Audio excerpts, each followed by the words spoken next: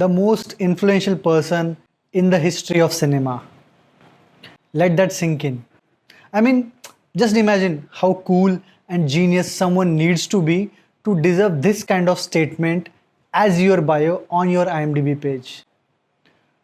Not a great director, not a legend, but the most influential person in the history of cinema.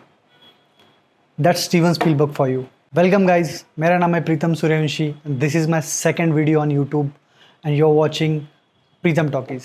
मैंने बचपन से इनकी बहुत सारी मूवीज़ देखी है, Jurassic park, ET, jaws, without your knowing the genius behind it. और इन्होंने सिर्फ मूवीज़ ही नहीं बनाई है, I mean this man literally created genres.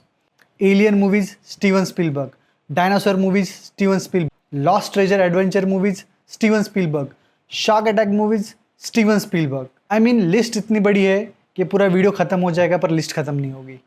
और हमने जो बचपन में जादू का मूवी देखा है वो भी इन्हीं की मूवी ईटी का कॉपी है।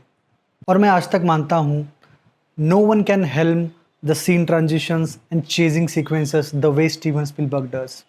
Don't believe me, just go watch Tintin or Ready Player One and you will see the genius behind it. And that is just the technical side of it. The storytelling mastery, that is on another level. So when I heard that Steven Spielberg is coming back, that too with an alien movie, I was hooked. Because as an audience, हम जानते हैं कि Spielberg aliens के topic को लेके कितना obsessed है।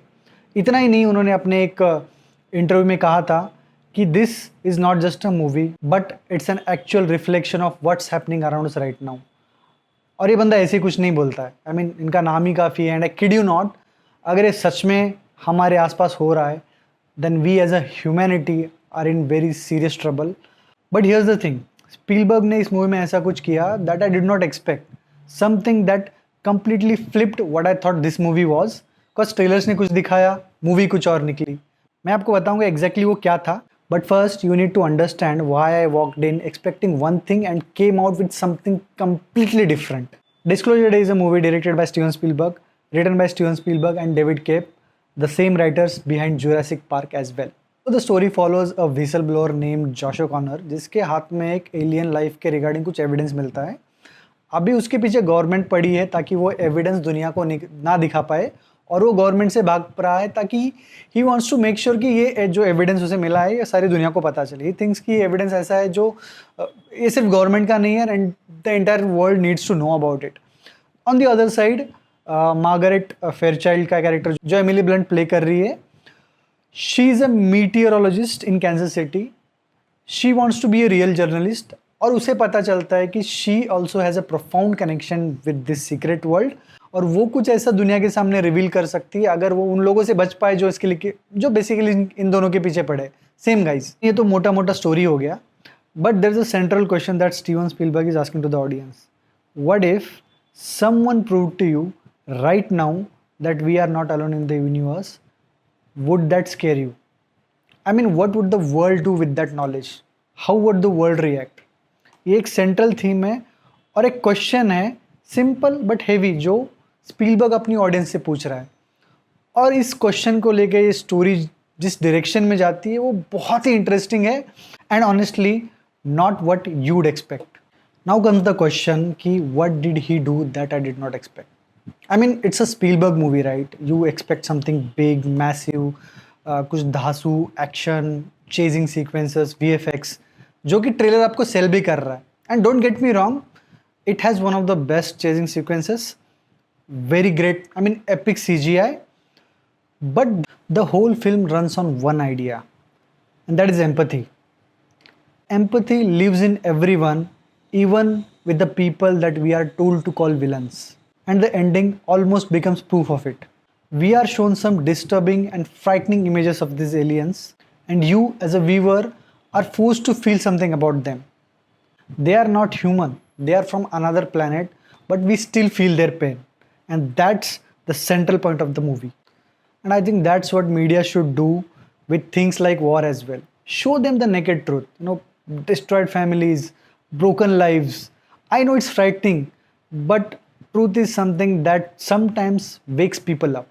Now I have some problems with this movie.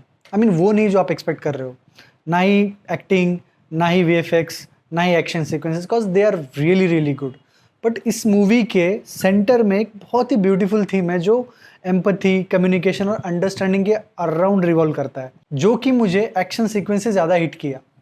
But slowly movie bigger spectacles, VFX, extended chasing sequence की तरफ ज़्यादा लिंक करती है। They are good but they come at the cost of character development. I really wished कि मुझे इन characters के साथ और थोड़ा टाइम बिताने का वक्त मिलता टू अंडरस्टैंड कि उनका जर्नी इतना मैटर क्यों करता है। Having said that, there is so much to admire about this movie. John Williams का score is outstanding. You can see the craftsmanship of Steven Spielberg in each and every scene. Several moments have that curiosity and humanity जो Steven Spielberg की हर एक movie में रहता है। Here's my honest theory. It could be a little bit controversial, but I think this is Steven Spielberg's own Megalopolis, his own Justice League, because I really feel that he literally pulled a Zack Snyder on us. I mean, see, he spent his whole life leading up to this moment. उनको फिर से close encounter नहीं बनानी थी। He wanted the true, deep, nerdy UFO head movie of his dreams. One that's never existed and would not exist without him. He doesn't care if anyone likes it because he couldn't rest without making it.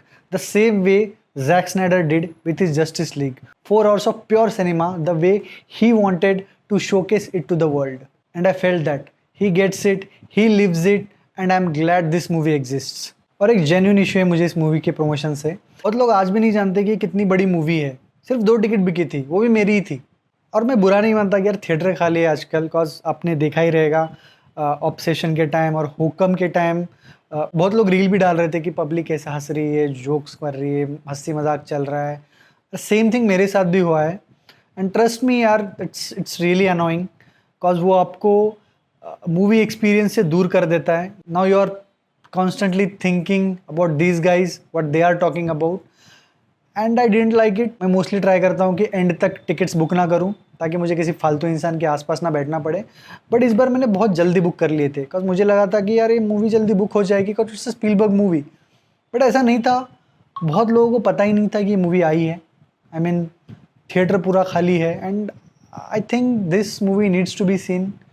It needs to be seen by the right audience. That's what actually bothered me. So ignore the cynics. I mean, if you can, please go and watch this movie in a cinema hall.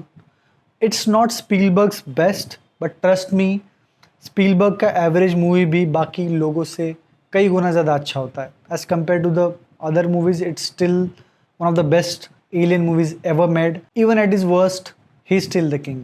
See, is it essential viewing?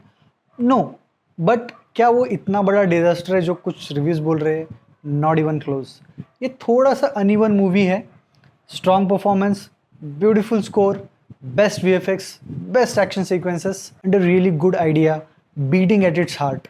और आपको ऐसा कोई movie देखना है जो alien life के around है, जो ट्रू टू द वर्ल्ड है, ना कि वो VFX heavy sci-fi type movie, but something that could be real in this world.